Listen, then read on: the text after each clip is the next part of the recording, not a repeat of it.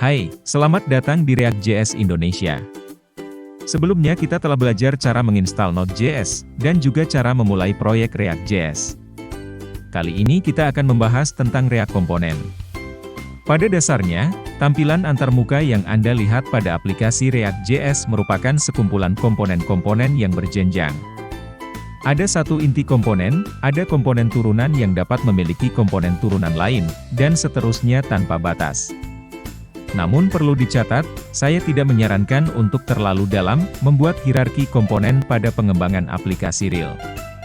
Akan tetapi, ini jangan sampai membuat Anda menjadi segan untuk membuat komponen baru saat Anda mengerjakan suatu fitur. Karena pada dasarnya, komponen-komponen ini perlu dibuat untuk memudahkan dalam pemeliharaan sistem, karena dapat mengurangi jumlah baris pada setiap file. Mari kita buat komponen pertama kita. Nama komponen di React.js harus diawali dengan huruf kapital. Saya akan menyarankan untuk menggunakan format camel case dalam penamaan komponen. Komponen sendiri merupakan sebuah fungsi JavaScript yang mengembalikan nilai berupa elemen HTML atau komponen React.js lainnya. Anda juga dapat mengembalikan string atau number, namun ini sangat jarang sekali dan hampir tidak pernah saya temui pada pengembangan aplikasi real. Cara memanggil komponen React.js adalah sama dengan seperti Anda memanggil elemen HTML standar, atau katakanlah ini adalah elemen HTML custom yang kita buat. Layaknya elemen HTML, komponen React.js juga menerima berbagai atribut yang dapat disesuaikan dengan kebutuhan. Atribut-atribut ini pada komponen React.js umumnya disebut dengan property atau props.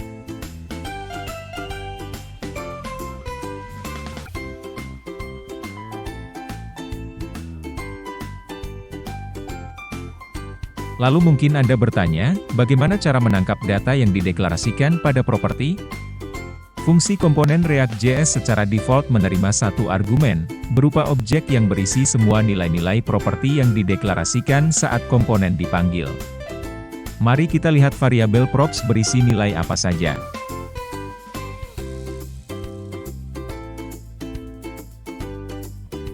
Seperti yang Anda lihat, semua properti yang dideklarasikan akan ditangkap semuanya pada variabel props. Anda dapat memuat semua tipe data pada satu properti. Bisa berisi string, number, boolean, objek, array dan lain-lain, bahkan Anda juga dapat memuat fungsi pada suatu properti. Sekarang kita akan menampilkan data dari properti pada komponen yang kita buat. Karena variabel props adalah objek JavaScript, kita hanya bisa memanggil data yang ada di variabel props di dalam kurung kurawal.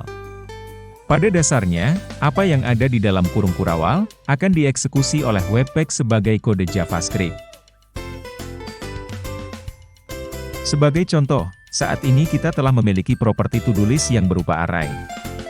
Kita akan melakukan looping atau pengulangan untuk menampilkan setiap string pada array sebagai list item. Di sini kita bisa menggunakan fungsi natif dari JavaScript yaitu map.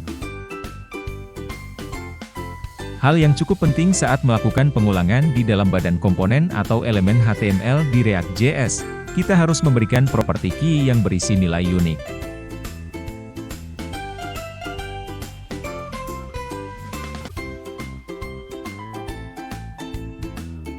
Satu hal yang perlu Anda ketahui, jika Anda membungkus komponen lain atau elemen HTML, string, number, atau bahkan fungsi, maka itu akan ditangkap sebagai properti children pada komponen.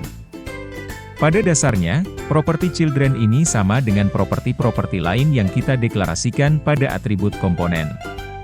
Akan tetapi, perlakuan yang paling umum untuk properti children ini adalah, kita akan merendernya di dalam badan komponen terkait.